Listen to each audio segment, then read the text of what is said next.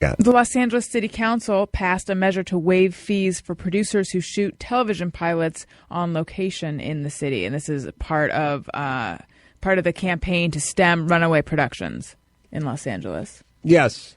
Well, look, everybody, simple math. I have to do. First off, you can shoot these guys. Let me say something. Television and movie people, it is their job to make whatever location look like whatever other location. So if you can make some patch of land in the Mojave Desert look like a western town from 1861, believe you me, you can make downtown Toronto look like downtown Chicago. It's pretty fucking simple. If you can go ahead in time 100 years or go back in time 1,000 years, believe you me, you can swap out the two warehouses you need to shoot in. So then it just becomes about math. Well, how much is it going to cost to get my ass and a handful of other people to New Mexico to shoot this shit and pick up a local crew versus shoot it in downtown L.A., which is insanely overregulated? Then the hypocritical TV industry and movie industry does exactly what they fucking complain about all day, which is they hop on a plane, abandon wherever they live, and they shoot movies. Like when I was doing a show in Winnipeg, Sam Jackson was in the room next to me, shooting a movie about a cop that took place in Detroit or Chicago or whatever it is. Sam Jackson's in Winnipeg because it saves a nickel. This is all they do. So what I'm saying is that if these people will do it, who won't do it? You know, like if the most thoughtful people on the planet will do it. I mean, if the people that are left-leaning never stop talking about paying your fair share, never stop talking about giving back, never stop talking about, well, look, fine, but pay a little more and do what's right for the community. These people fucking run to the airport to get the fuck out of this town to shoot somewhere in another country. If they will do it, who won't do it? Do you think the evil companies won't go to Texas and set up shop? Everybody will leave. Everyone already has. Already has and will do it. So listen, idiots, you're not giving them incentives to attract them. You're rolling back the regulations that sent them fleeing. You guys got greedy. Look, it's no fucking different than, it's like California, Los Angeles. It used to be a good restaurant. The service was good. The prices were fair. You'd pay a little extra because it had a nice view. You could see the ocean. It was on PCH. So it's like, all right, that fish taco is $8 instead of $6, but you're staring at the Pacific Ocean. And then they started getting greedy. And they kept, it used to be parking was free. Yeah, it's $4 now. And then it went to $8. Then it went to $12. Then the fucking tacos went up to $15. But never increasing in quality. No, it's just the same tacos, same parking lot that everyone used to use. That's the whole thing. You got the same buildings, the same alleys, this same atmosphere that, 99% of productions were shot here because this is where all the talent lives. This is where all the producers live, where all the directors live, this is where all the crew lives. There are all the lighting houses and all the equipment rental places. They're all here, but they have to leave because you guys start charging too much for fucking tacos. And now you're doing this thing where you're like, oh, hey, fans of tacos, guess who's coming back on the prices? Yeah, and by the way, we don't think you're doing it because you're good people. You're doing it because you're losing a ton of fucking money, you idiots. How else did you think this was going to work? And by the way, doesn't anyone study this? Like, of course it's going to work this way. And it's exactly what's been going on. And it's not like we haven't been aware of it for over a decade. I mean, Villaraigosa was too busy fucking reporters from Telemundo to ever get, or doing rails with Charlie Sheen or whatever the fuck he was doing. But we should have seen this at the beginning. We talk about all the time. Breaking Bad is off the air now. It had 5 seasons in New Mexico. It was supposed to be in Riverside, California. I drove Cranston to the airport. I don't think Cranston, who lives in the San Fernando Valley, particularly wanted to spend months on end in New Mexico or shuttling back and forth from New Mexico to Los Angeles, but he had to. Now there's entire local industries built up in New Mexico or in Vancouver or wherever, and now it's going to be harder to shut the barn door after the horses run. Somewhere around 2 decades ago when this all began, and somebody's remedy for it was, well, now we have to increase taxes to make up for this void, somebody should have fucking hit him with a slipper and said, you're going the wrong direction. Don't increase taxes to fill the void. That'll be more fleeing. Lower them down and make it hospitable for them, and then they'll stay around, and then we'll all share the 20% versus the 0% of 50%, which you were trying to charge. It's a simple equation. I don't know why there's not. Shouldn't we have like a business czar in like every big town? I mean, it's all we are is a business. I mean,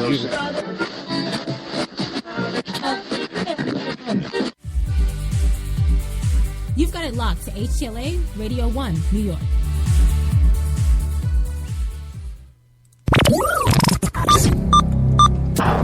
This program is intended for mature audiences only. If you have any homicidal or suicidal feelings, please consult a doctor before listening to this program. Oh, yeah. Good morning, good afternoon, whatever it may be to you. You are, of course, tuned to HTLA Radio 1 New York. And no, it's not New York's best rock. Sorry to say. It's New York's best talk. And, of course, it's 3 p.m. Wednesday, February 4th, 2015. 37 degrees right now in Central Park. Cloudy, and more snow is coming. Yes, it is. We got a heck of a show for you today on Coffee and Cigarettes, the Wednesday Grinder. Of course, the lovely, amazing Jenny McCartney sitting in on the booth, pushing the buttons, making the show go. She's going to have a couple of segments of her Russian speaking that I know everybody's waiting for. I'd like to welcome her 3,000 fans so far on Facebook, too. What the heck is going on with that? My God, she's not even naked. So we got the Jenny, we got Apocalypse kicking in the room of 1,000 chats right here, live at Spreaker.com. And, yeah. So today on the big show, Obama's playing it safe, of course, while the death toll rises in a fantastic plane crash caught on video in Beijing. Yeah. Also, Disney's house from the movie Up. Yeah, it's going up for auction in Seattle. Huh? Might want to get in on that. Get a little bit of Disney history right there. And hey, are you feeling healthy and energetic? Well, after I tell you about the Empire State Run, I doubt you'll still be. No. And, of course, we're covering today pot machines. Yes. The pot machines are taking over. Yes. Yeah, you heard that right.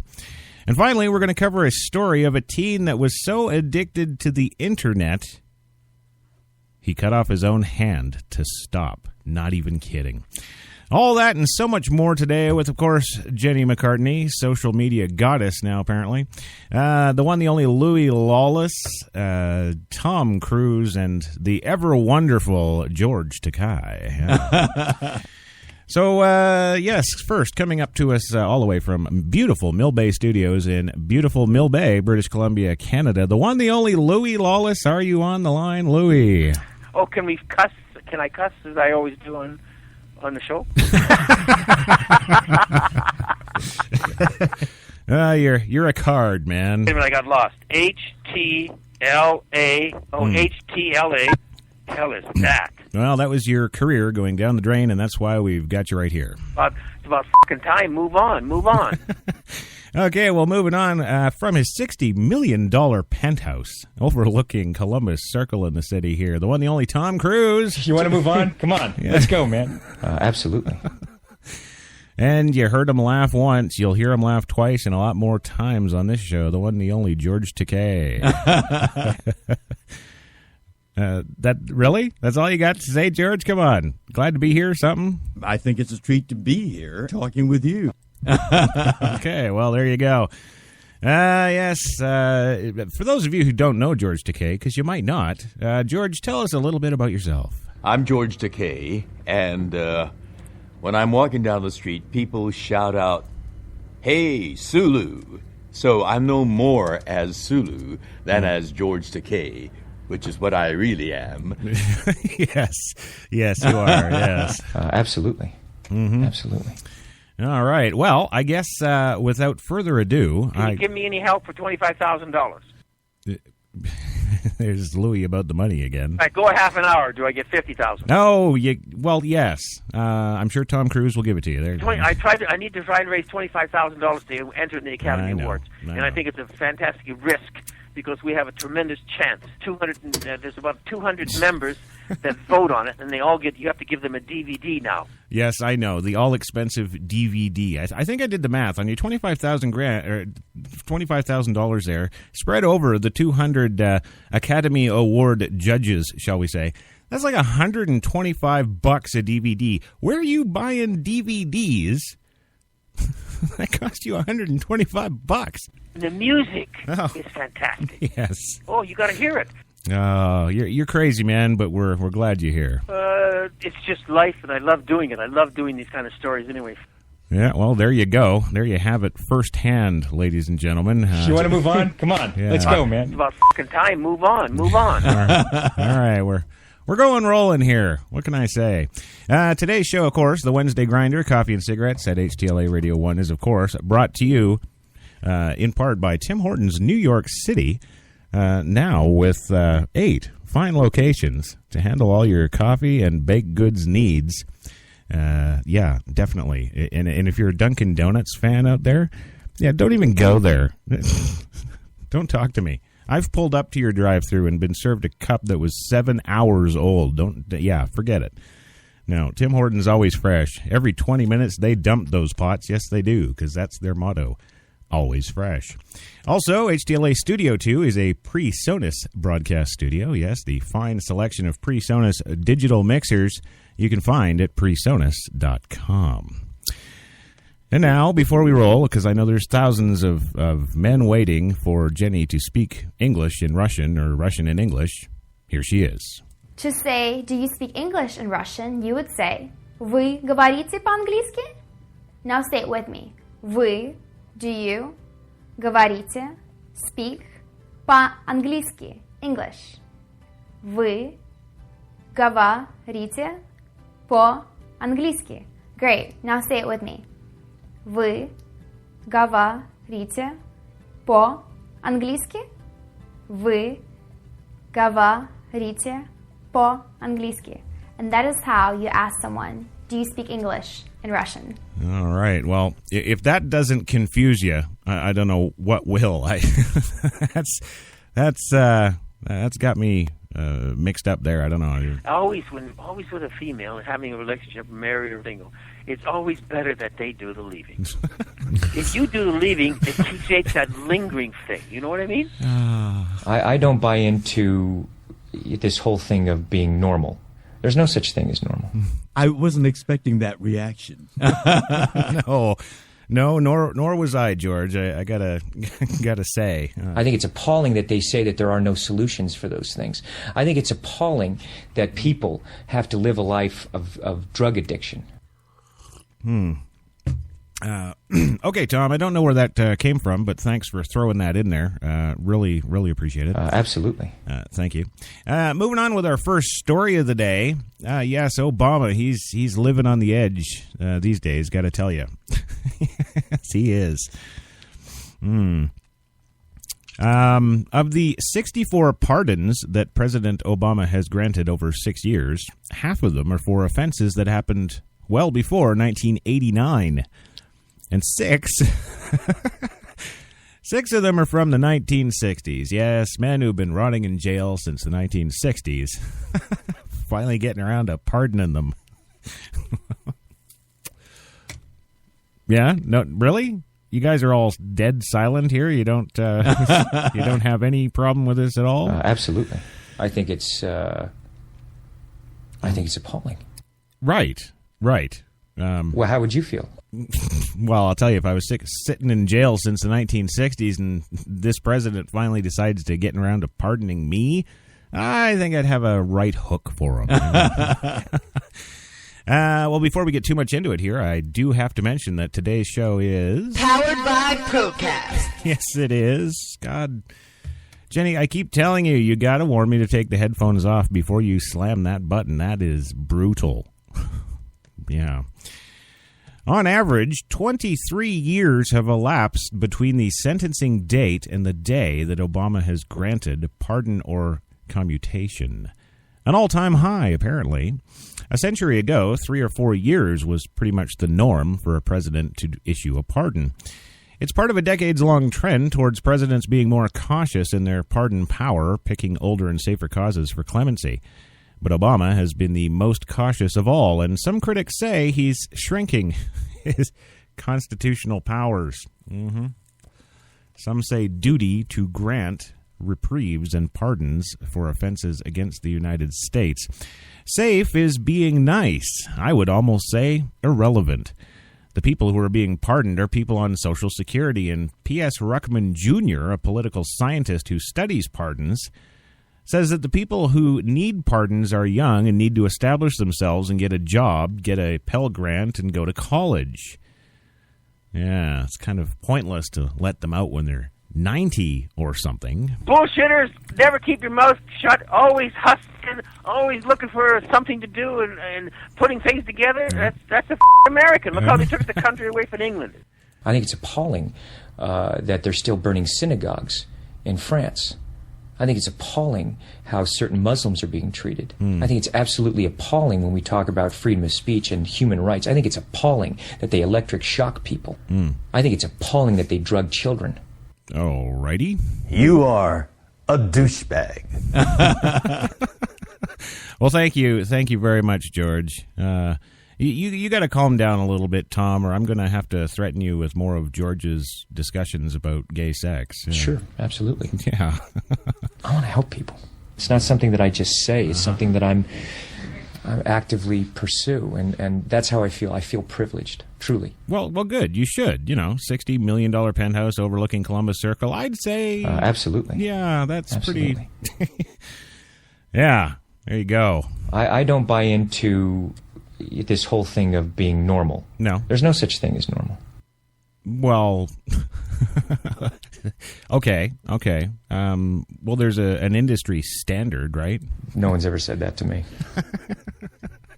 I know, because I just coined it. I'm the coin guy. That's it. Yes. Well, moving on here, a 76-year-old retired truck driver from Illinois said he didn't realize he was a felon until he went to renew his state firearms permit just 2 years ago. His application was rejected because of a 1964 conviction in South Carolina for operating an unregistered distilling apparatus without posting the required sign, in layman's terms, bootlegging. The judge gave him a choice: join a chain gang, and not even kidding, or leave the Carolinas.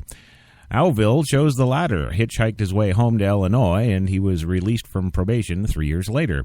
He started a family, got a truck driving job, voted, served in jury duty, and bought firearms, all without realizing, he says, that he was a convicted felon.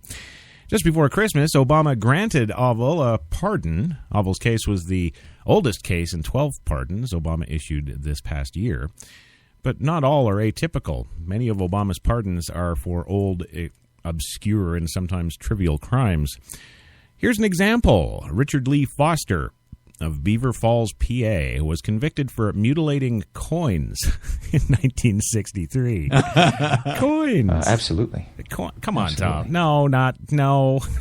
That's appalling. Come on. I think it's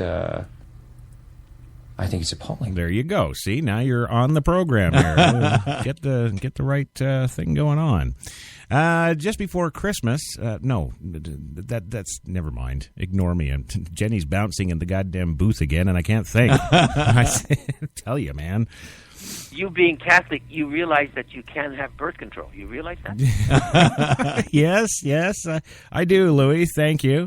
Which woman are you married to or living with now? The same one? The mother of the daughter, or was it a boy? Yes, it's a boy. Oh my God, are you serious? You know how to spell my last name on the check, right? It's Louie Lawler. You want to move on? Come on. Let's go, man. Yes, okay. The next lovely listing of criminal activities here is David Neil Mercer of Grand Junction, Colorado.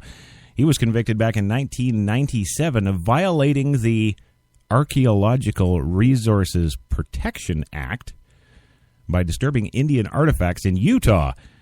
He now owns an automotive business and was pardoned last year at the age of 56. Yeah. Bobby Gerald Wilson of Somerton, South Carolina, was convicted in 1985 of aiding and abetting in the possession and sale of illegal American alligator hides.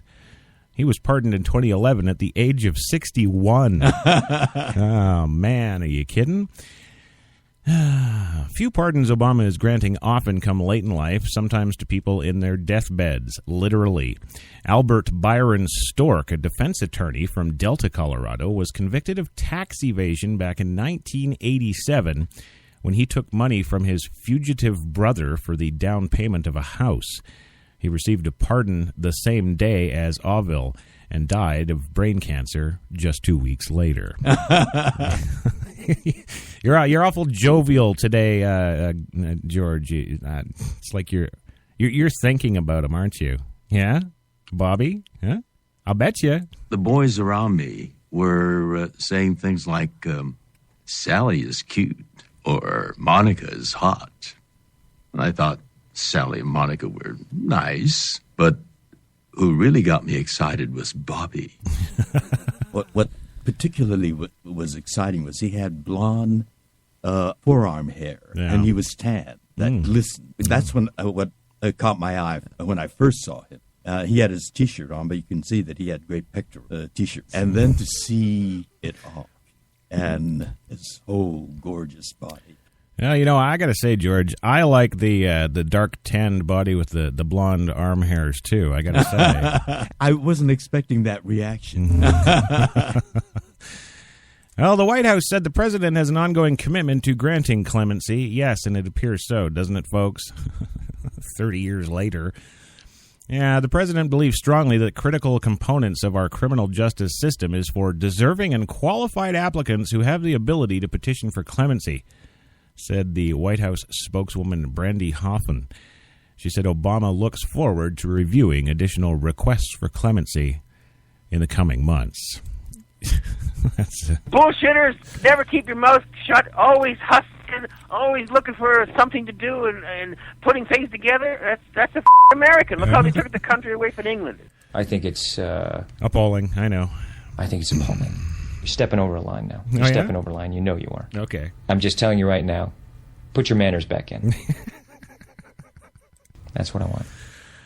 Oh, okay, fine. Sure, absolutely. Yeah, it's appalling. Whatever. Well, we got to go for our first 2-minute commercial break. When we come back, however, we're going to talk about the death toll rising to 26 in a Taiwan plane crash that was actually caught on video.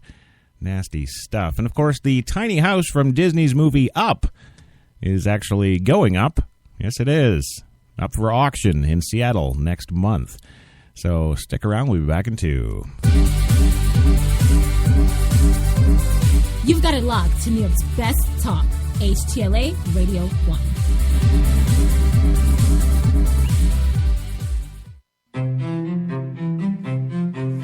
What if there was a coffee that was sourced from some of the world's most renowned growing regions, abundant with rich, fertile soil? What if this coffee was picked at the perfect moment, then packed meticulously and shipped carefully? to be roasted under the watchful eye of coffee masters? What if it was expertly blended, ground, and sealed, ensuring maximum flavor and freshness? Then brewed in small batches and always served fresh within 20 minutes, just the way you like it. Now, what if this coffee just happened to be the coffee you already know and love? Tim Hortons. Always fresh. Always great tasting coffee.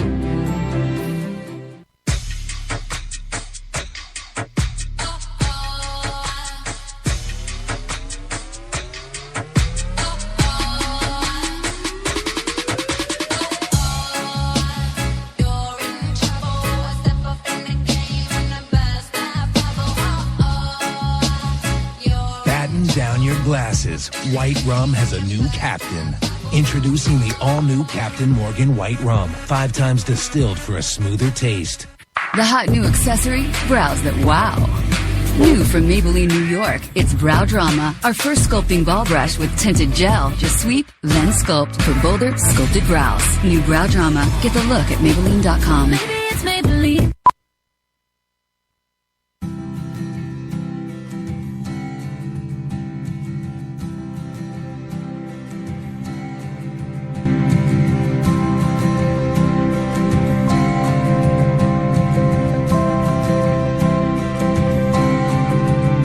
In this fast-paced, digital everything life, there's nothing like experiencing the world's finest journalism in its original form.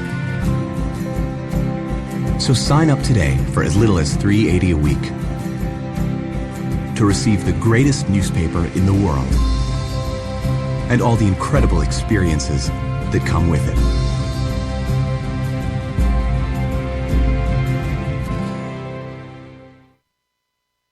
When we arrived at our hotel in New York, the porter was so incredibly careless with our bags. And the room they gave us, it was beautiful. A broom closet. But the worst part was the shower. My wife drying herself with the Egyptian cotton towels. Shower curtain defined that whole vacation for her. Don't just visit New York. Visit TripAdvisor New York. With millions of reviews, a visit to TripAdvisor makes any destination better.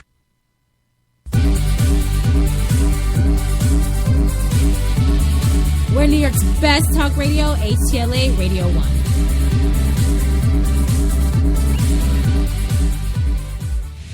1. Thank you, Kissy. Yes, you know we are. HTLA Radio 1, New York City.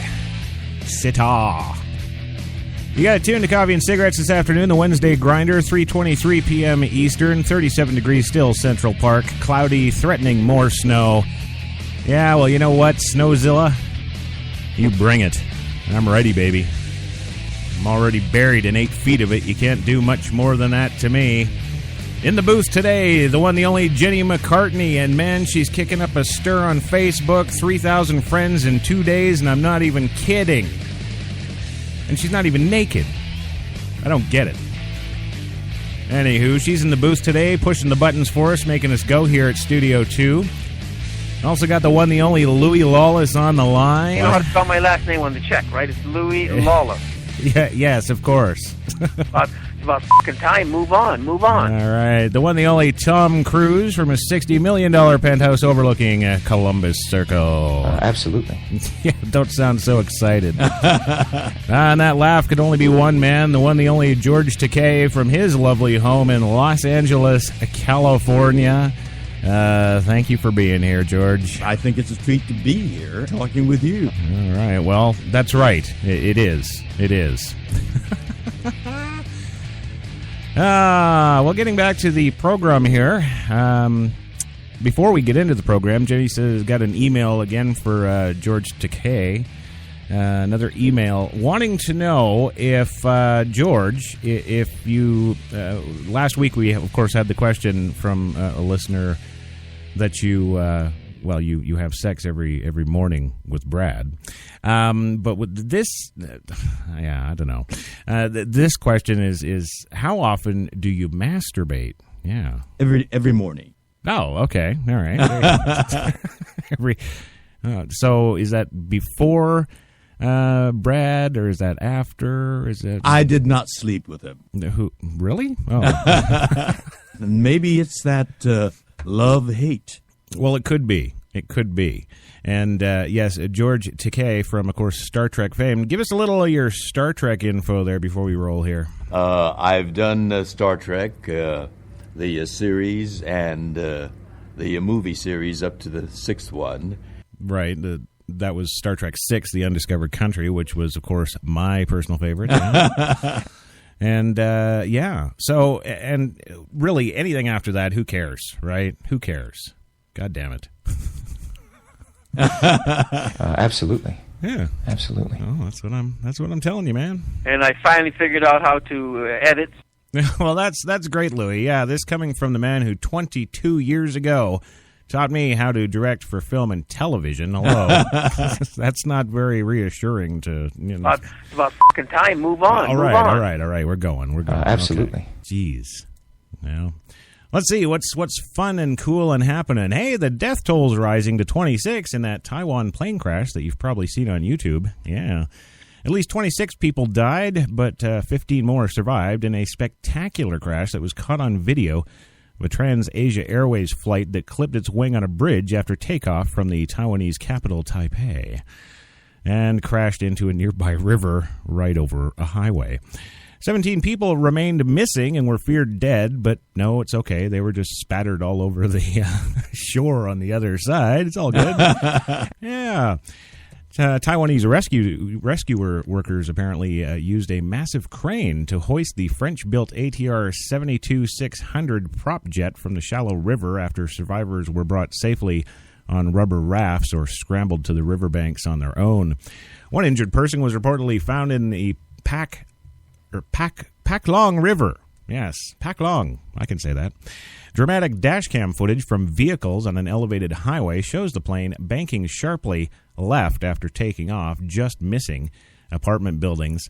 Its left wing clipped the side of the highway, and a taxi on the bridge was rocked by the plane before it crashed into the river. See, I'm telling you, to be a cabbie anywhere, man, it's life-threatening. I'll tell you that right now. Rescuers rushed to the scene where a large portion of the wrecked fuselage jutted out of the shallow Keelung River. Oh, there's another river.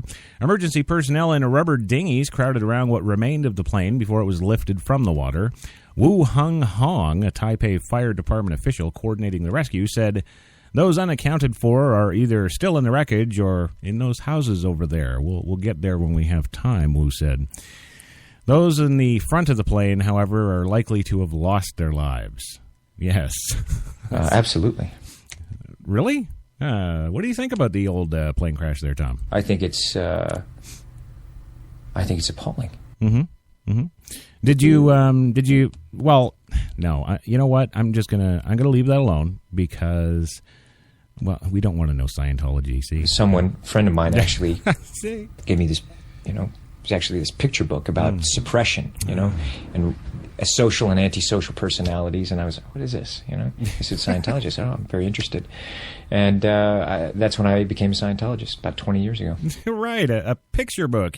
I bet you read all the picture books, don't you? You're stepping over a line now. You're stepping over a line. All right. You are. Okay. I'm just telling you right now. Come on. Put your manners back in. Hey, it was fun, okay? It was just fun. I don't feel it's ignorance breeds bigotry. I'm not being a bigot. That is absolutely, maybe from your perspective. Absolutely from my, thank you. I think it's appalling. Okay, yes, it is, and it's never good when people lose their lives, and it's it's bad. Absolutely. Yeah, absolutely. Yeah, of course, you're all happy about it. Yeah, you're just thinking about Bobby again. I don't know what you're doing. Yeah, every morning you. Oh, boy. This business called show business, huh? I have been a survivor in this cutthroat business called showbiz. But I've also been active and very much engaged in civic and the political arena in advocacy. Right. Right. Okay. There you go. I'm glad we had that little chat there. Thank you. moving on, you may have heard, and you may not have heard, but if you haven't, you're going to hear it here, right here. Isn't that right? Yes. Do you remember that Disney movie, Up? I remember that tiny little house that tiny little man and his tiny little dog made float away with balloons. Remember that? Yeah. Well, you can buy that house now. Yes. Well, especially Tom. You could just fly out there tomorrow and just pick it up. I mean, absolutely. Yeah. Yeah. Louie would probably need another $25,000 though. Can you give me any help for $25,000? See? Oh, can we cuss? Can I cuss as I always do on the show? You are crazy, my friend. Crazy. Yes, the tiny Seattle house that was used to promote the movie Up, and which sits right in the middle of a development in Seattle, may go up for foreclosure auction as soon as this next month. According to the Seattle PI, the current owner of the Edith Macefield's former home owes more than $185,000 on the property. The report says that unless the debt is settled, which isn't likely, the house could go up for auction on March 13th. Macefield made national news when she turned down a $1 million offer from developers to sell to make room for new Ballard Blocks development.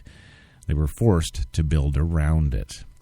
Publicist for the Disney movie Up, which centers around an old man who escapes developers by taking flight in his home via helium balloons, tied balloons to the home in 2009 to market the film.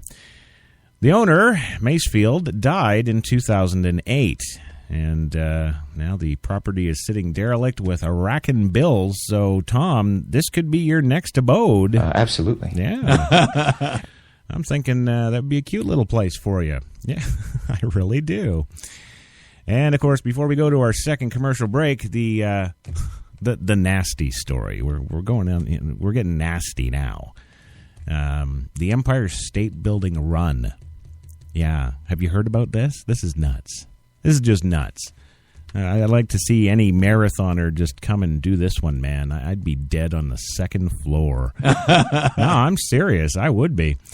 Think running for a bus is somewhat of a strain, then you probably won't be among the elite runners from around the world who will climb 1,576 steps and 86 floors in the annual Empire State Building Run Up tonight. It's now in its 38th year. The event is men's and women's champs from last year. Norwegian Bjorn Ludvigsen, 26, and Australian Susie Walsham, 41, are returning to defend their titles. They're insane. They're nuts. While visitors can reach the building's observatory, of course, via elevator in under a minute, the fastest mile runners cover 86 floors in about 10 minutes, with the women just a couple of minutes behind. Hey, what happened to equality? Huh? You got to give them a point spread or something. Yeah, what the hell? That's not fair. It's not equal. Damn PCers. The event, which begins at 8 p.m. tonight, has been dominated by international athletes in recent years, with Walsham having won a record-setting fifth title in 2014 with a time of 11 minutes 57 seconds. Her previous wins came in 2007, 8, 9, and in 2013. No other female has won it more than 4 times, so I wanted to be the first, and I'm really proud of that record, Walsham told us. Among the tower running community, this is the one everyone wants to win, she added. In the 2014 men's race, Ludvigsen won in the second fastest time on record, a time of 10 minutes 39 seconds. It was a good fight, he told us. The season just started, and I'm off to a great start, he said, clutching the winner's trophy last year. The top American, Tom Donahue, placed fifth in 11 minutes 17 seconds. The tower climb is organized by the New York Road Runners, which also puts together the New York City Marathon. Yes, and wondering how they didn't crush one another in the stairwells? Well, don't worry. The starts are actually staggered to avoid a melee of people all trying to get up the stairs at the same time. Yeah. And just what are we talking about here, Crash? Well, we're talking about 1,576 steps. We're talking about 1,050 feet total distance climbed in the race, 1/5 of a mile vertically. The course record for men is 9 minutes 33 seconds, set by Paul Craik of Australia in 2003. And the women's course record, of course, is 11 minutes 23 seconds, set by Andrea Mayer of Austria in 2006. Most race victories in men's invitationals held by Thomas Dold of Germany, and most race victories in women's invitationals held by Susie Walsham of Australia, 2007, 8, 9, 13, and 14. And, if that's not dedication to something, I don't know what is. I wasn't expecting that reaction. That's what I want. No, you gonna are you gonna run, Tom? Absolutely. Yeah, really. Look at that. That's nice. I like that. Well, we'll look forward to seeing you here on Coffee and Cigarettes tomorrow, Tom. See what kind of shape you're in, because I don't think that's gonna work out too well for you. Well, you got to go for a second commercial break, and when we come back, gang, pot machines. And the teen who cut off his own hand because he's addicted to the internet. Ooh, back in 2. You've got it locked to New York's best talk, HTLA Radio 1.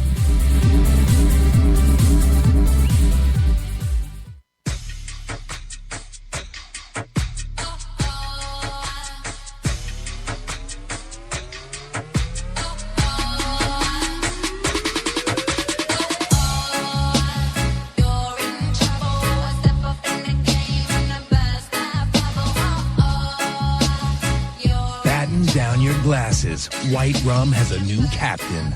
Introducing the all-new Captain Morgan White Rum. 5 times distilled for a smoother taste. The hot new accessory? Brows that wow.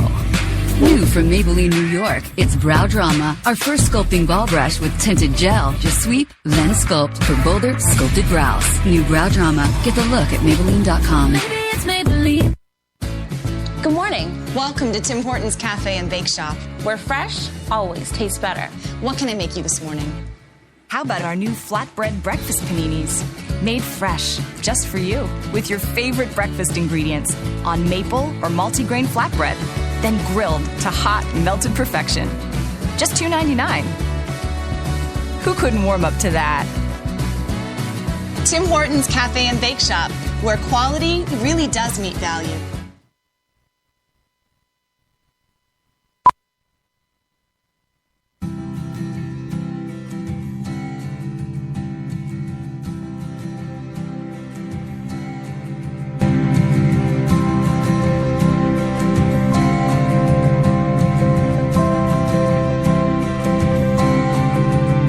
In this fast-paced, digital everything life, there's nothing like experiencing the world's finest journalism in its original form. So sign up today for as little as $3.80 a week to receive the greatest newspaper in the world and all the incredible experiences that come with it.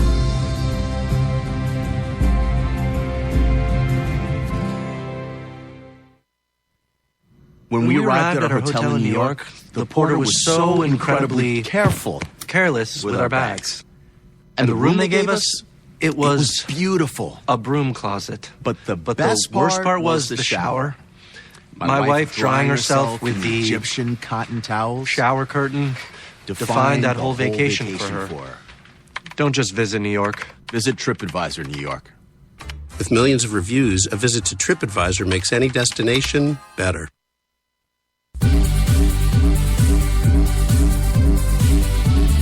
We're New York's best talk radio, HTLA Radio 1.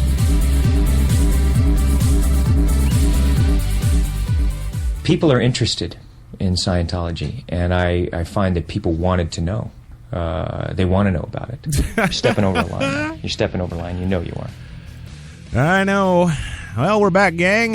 HTLA Radio 1, New York. Coffee and Cigarettes, the Wednesday grinder.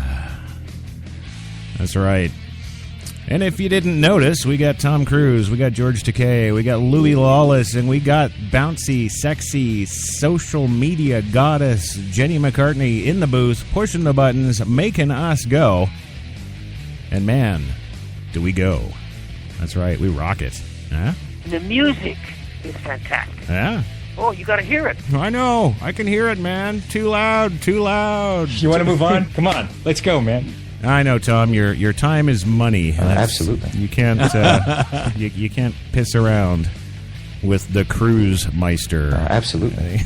Absolutely. Well, you are listening to Coffee and Cigarettes, the Wednesday Grinder, and up next on the old hit parade, Seattle's getting marijuana vending machines. Oh yeah. Yeah, no more sitting there fumbling with those funky little bags trying to roll your own. Well, these machines do it all for you. You gotta love it. I love it. Huh? He called me, and he called me, and he kept calling me, and I wouldn't answer the phone. Well, see, now you missed your choice and your chance, because he probably wanted to put some vending machines up in Mill Bay, and you would have been set for life. You would have had that $25,000. Yeah. We were 5 steps away from winning the Academy Award. I know. And we did. I know. Of course, Louie's talking about his 1971 documentary, Manson. Yes, Charles Manson, the first documentary that was ever done about Charles Manson was, of course, Louie and LDL Films, those fine folks. Yeah. And yeah, are we okay? All right. Well, we've got we're getting inundated now. I got to tell you, the email once again for you in case you don't have it. producer@htlaRadio1.com. You fire an email right off to Jenny there. She intercepts all those when we're live, and she's getting them all right. We almost didn't find that George Takei question today because we're getting slammed in the email servers there from Facebook. Thanks a lot. Yeah. I don't know what it is. I've checked out her profile. She's got no naked photos. You know, like, what? She's a pretty girl. I'll give her that. Absolutely. Maybe they're getting her confused with Jenny McCarthy. Although I don't know how many times on this show since she started with us a couple of weeks back that, I've had to qualify, She is not Jenny McCarthy from Playboy fame. She is not J.J. McCartney from Nebraska, his radio show there from Nebraska, formerly Alaska. She's neither one of those people. She's her own person. She's a great 24-year-old intern. We love her to bits here at HTLA, and yeah, but ease off on the email, guys, or email her or something. Yeah, it's about fucking time. Move on. Okay, all right, I'm going. I know. Yes, Tom's time is all important. Yes. You want to move on? Come on, let's go, man. Well, let's talk about those pot machines, shall we? Seattle residents can now purchase cannabis the same way they buy soda and snacks. Yes, you heard me, right out of a vending machine. Well, maybe not quite the same. First, they need to enter a medical marijuana dispensary and show a little card. But those hurdles are cleared. The glowing machines beckon. Ah, yes. The ZAZZ marijuana vending machine opened today in Seattle. Caregivers at Seattle Caregivers. Yes, that's it. I knew that. A medical marijuana dispensary. Arizona-based American Green, the company behind the vending machine, says it's the first age-verifying, climate-controlled, self-service dispensary. Ooh, it sounds all luxurious and stuff, isn't it? Huh? He called me, and he called me, and he kept calling me, and I wouldn't answer the phone. Yeah, and I know, and you missed out. You could have had these machines, and now you got nothing. You know how to spell my last name on the check, right? It's Louie Lawless. No, Louie, you missed the boat. You're not getting anything. You don't have any of those vending machines. Oh, wait, what am I saying? You're in Mill Bay, BC, for God's sake. You're selling like there's no tomorrow, right? Yeah. Well, the vending machines will be stocked by Seattle Caregivers to provide a wide range of medicinal and recreational marijuana flowers, pot-infused edibles, and merchandise, said the news release. The temperature-controlled vending machines are equipped with an advanced ID scanner to verify a user's identity, age, and additional data before dispensing selected items. Yeah, right. How long before somebody takes a baseball bat to this thing and gets some? Absolutely. Well, of course. Duh. Did they make the cases baseball bat proof? I bet you they didn't. Sheeran says there's never an unattended machine. There's always an employee around to get beaten in the head with a baseball bat.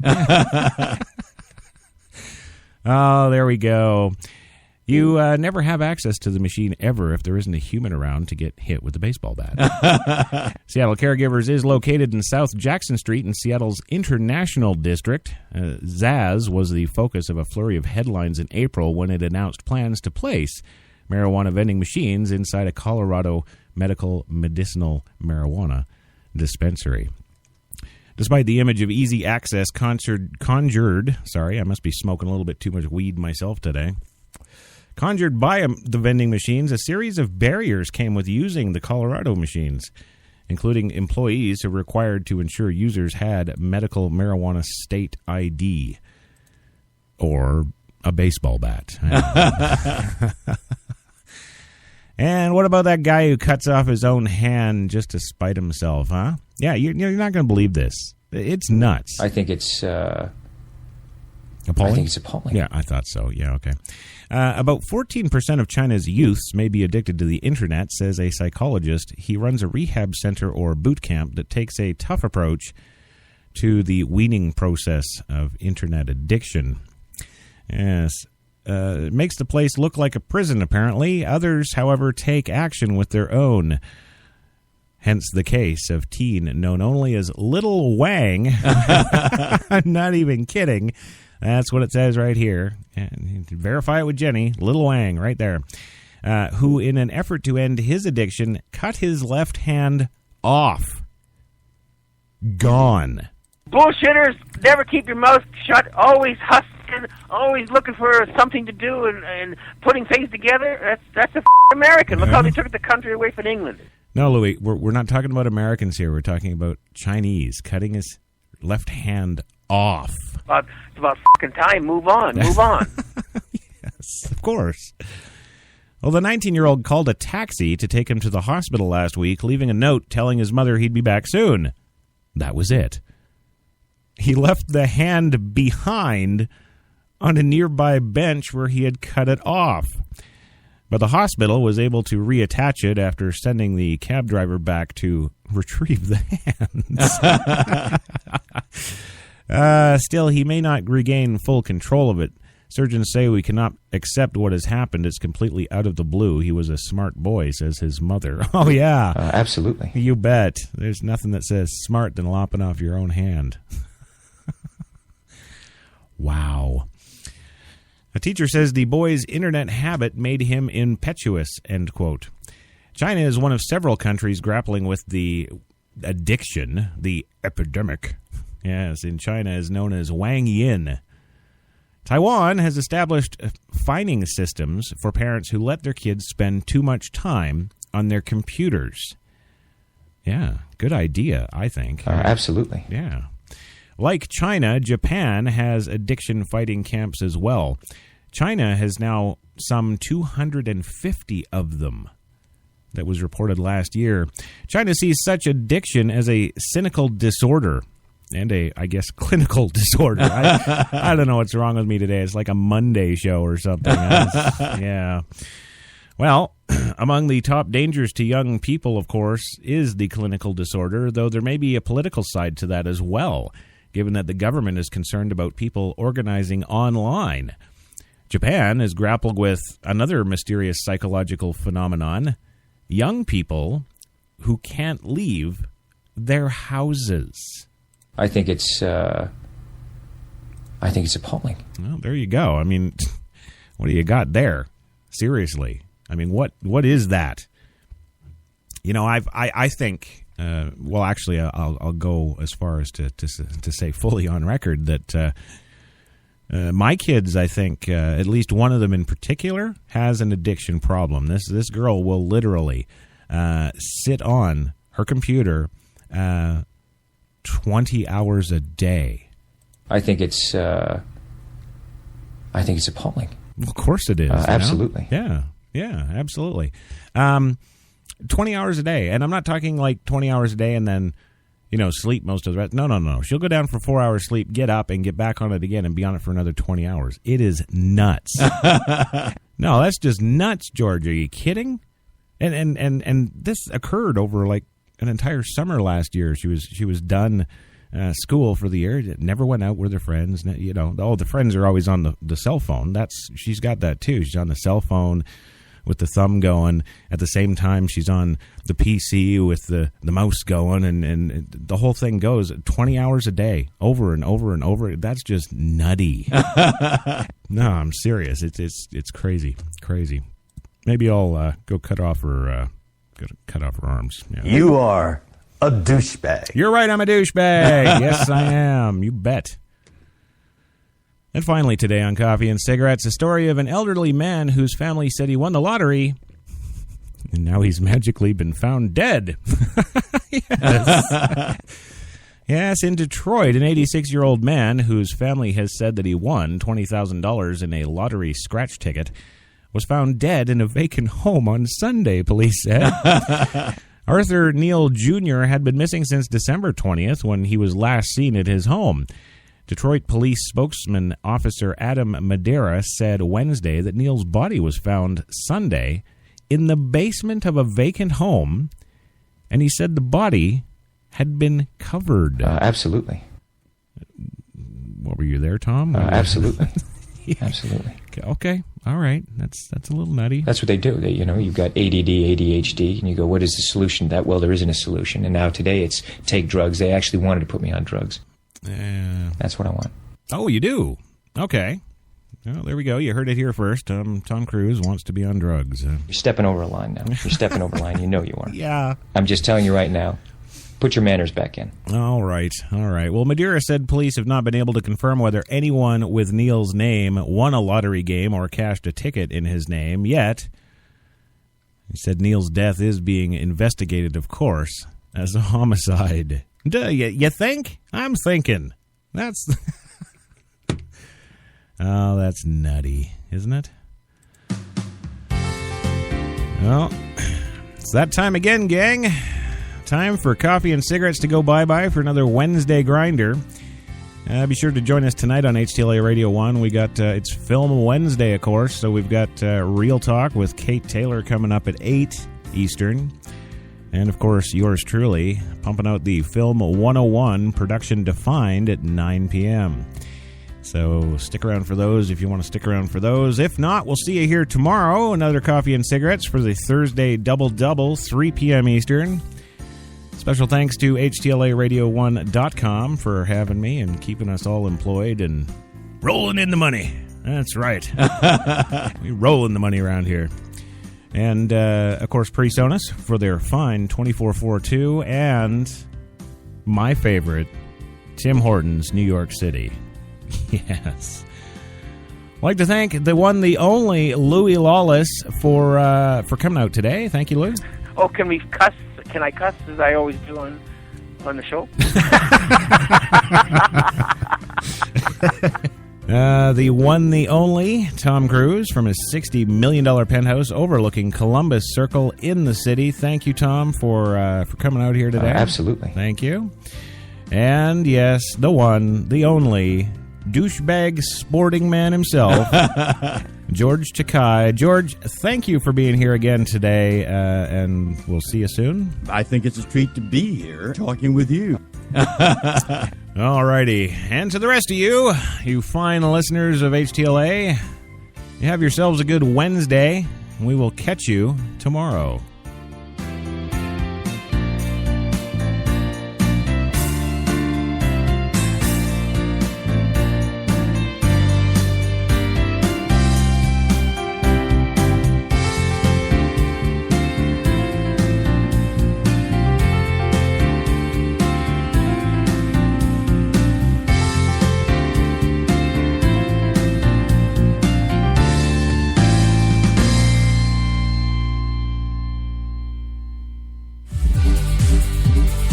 You've got it locked to HTLA Radio 1, New York.